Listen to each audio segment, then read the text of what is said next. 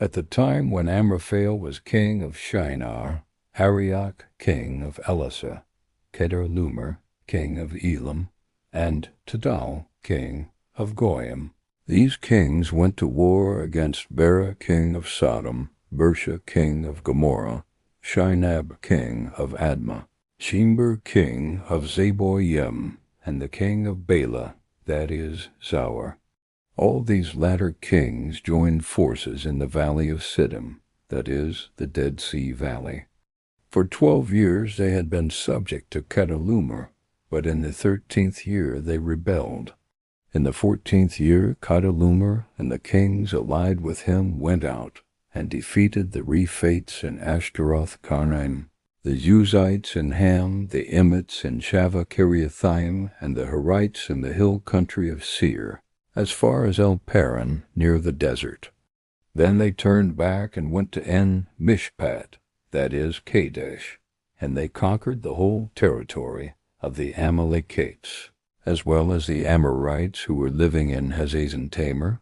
Then the king of Sodom, the king of Gomorrah, the king of Admah, the king of Zeboim, and the king of Bela, that is, Zai, marched out and drew up their battle lines in the valley of Siddim against Kedorlaomer king of Elam, Tidal king of Goyim, Amraphel king of Shinar, and Arioch king of Elasar, 4 kings against 5.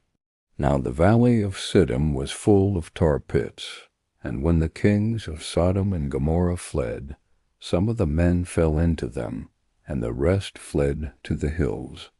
The 4 kings seized all the goods of Sodom and Gomorrah and all their food. Then they went away. They also carried off Abram's nephew, Lot, and his possessions. Since he was living in Sodom, a man who had escaped came and reported this to Abram the Hebrew. Now Abram was living near the great trees of Mamre the Amorite, a brother of Eshcol and Aner, all of whom were allied with Abram.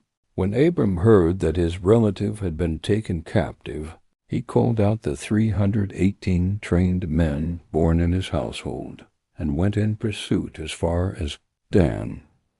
During the night Abram divided his men to attack them, and he routed them, pursuing them as far as Hobah, north of Damascus. He recovered all the goods and brought back his relative Lot and his possessions, together with the women and the other people.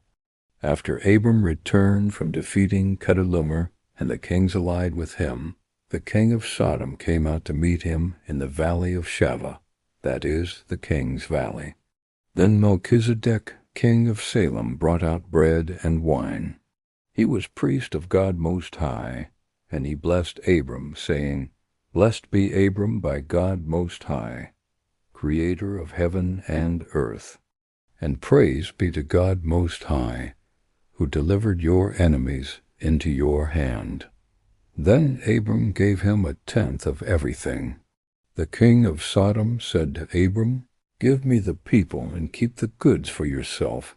But Abram said to the king of Sodom, "With raised hand I have sworn an oath to the Lord, God Most High, Creator of heaven and earth, that I will accept nothing belonging to you, not even a thread or the strap of a sandal, so that you will never be able to say, 'I made Abram rich.'